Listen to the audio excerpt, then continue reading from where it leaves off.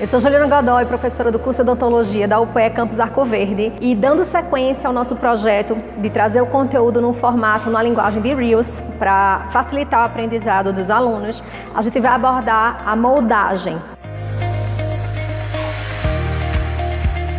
A partir do momento que a gente faz o diagnóstico, a gente vai definir o tipo de tratamento que vai ser realizado. A gente pode utilizar aparelhos móveis ou fixos, que serão instalados, serão executados a partir de uma moldagem, de uma cópia da boca do paciente, dos dentes da arcada dele, ou a colagem de acessórios ortodônticos, que vai ser a próxima sequência de vídeos. No que consiste o processo de moldagem? A moldagem é a gente pegar uma moldeira, um dispositivozinho que a gente vai primeiro selecionar o tamanho que é mais adequado para a boca do paciente. Paciente infantil, geralmente, a gente vai usar moldeiras paciente 7, 8 anos, a gente usa moldeira 3 ou 4. Geralmente é essa idade que a gente trabalha. Paciente adulto pode ser número 5, 6, em média. Criancinhas tamanho 2, geralmente a gente não faz procedimento, a gente espera eles crescerem mais um pouquinho para ter mais maturidade. E aí vamos manusear o alginato, que é um material que a gente vai transformar, parece uma massinha de modelar, e a gente coloca a massinha na moldeira e vai posicionar na boca do paciente e vai fazer essa cópia da arcada dele. Depois vai transformar isso no modelo de gesso que vai ser enviado para o laboratório, onde vai ser confeccionado o aparelho. Primeira etapa, sempre esclarecer para o paciente o passo a passo, porque isso traz mais tranquilidade e serenidade para o paciente. Então, primeira coisa, a gente mostrar a moldeirinha para ele como é, testar a adaptação para escolher o modelo ideal. O modelo ideal ele tem que ficar recobrindo toda a superfície do oclusal do paciente, né, toda a arcada, e tem que ter um pouquinho de sobra nas laterais e atrás para que o alginato consiga escoar e copiar tudo bem direitinho. Então a gente faz a prova, né, o teste de seleção da moldeira, insere e eu faço um ensaio com o paciente, ou seja, ele vai respirar pelo nariz, expira pela boca, inspira pelo nariz, expira pela boca e vamos contar até 10 bem devagarzinho. Agora vamos testar se o paciente ele tem ânsia, tem predisposição à ânsia de vômito. Passa o dedo no palato do paciente. Se ele não tiver nenhuma reação, então já fica mais tranquilo. Sempre colocar o babador no paciente, que a gente tem que estar preparado caso ele venha realmente a vomitar, certo? Então a gente vai fazer a seleção, depois eu pego o pozinho do alginato, mostro para o paciente e dou para ele sentir o cheiro do produto. Geralmente tem um cheirinho de chiclete, então mais confortável, e eu explico que eu vou colocar água, misturar e vai virar uma massinha de modelar. O paciente deve ser então posicionado na vertical na cadeira, certo? Manipula o alginato, usa a proporção correta do material para que ele não fique muito fluido. Então é importante usar, então na cuba de alginato, usar a porção correta, geralmente eu uso 2 medidas, vai depender do tamanho da moldeira. Vai usar um medidor de água para fazer a manipulação e a espátula de alginato. Manipula.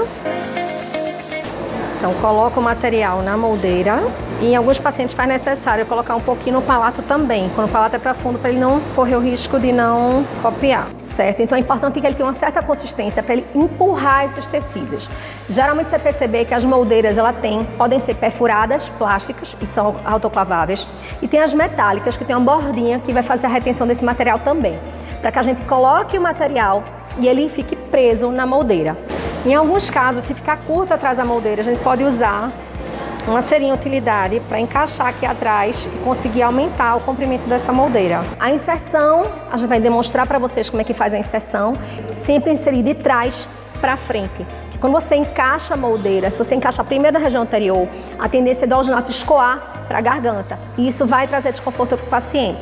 E depois, quando a gente termina, vê a consistência do material, sempre eu tiro o material, boto um pouquinho que sobrou, eu dou na mão do paciente para ele ficar enrolando feito um brigadeiro. Então, o importante é que durante o processo você consiga envolver o paciente e fazer com que ele desconecte do procedimento em si. E aí traz maior colaboração e o procedimento acaba mais rápido.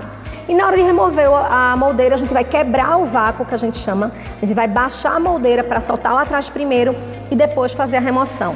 Caso ele tenha alguma ânsia, durante o processo você perceba que ele realmente não está legal, bota o corpinho dele um pouquinho inclinado para frente, pede para ele respirar bem. E também, se acontecer, gente, se o paciente vomitar, não tem problema. Diz, tá tudo bem, acontece, não tem problema nenhum, para ele não ficar mais nervoso. O ideal é que a gente consiga finalizar realmente o processo. Por quê? Se no ato da moldagem o paciente tentar remover essa moldeira, o alginato vai estar mole ainda, então ele vai ficar grudado no céu da boca do paciente. E aí ele vai ficar angustiado tentando remover.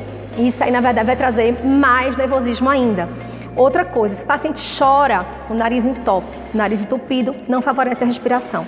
Então, por isso que é fundamental, principalmente com criança, que a gente explica o processo antes de acontecer, porque ele já fica mais tranquilo e a gente consiga manter esse controle durante todo o processo de execução da moldagem. E aí, ao final, removeu essa moldagem, olha e confere, está tudo copiado, distendeu, afastou os tecidos direitinho, cobriu toda a arcada, não tem bolha, não tem nada, então tá ok e não vai precisar repetir.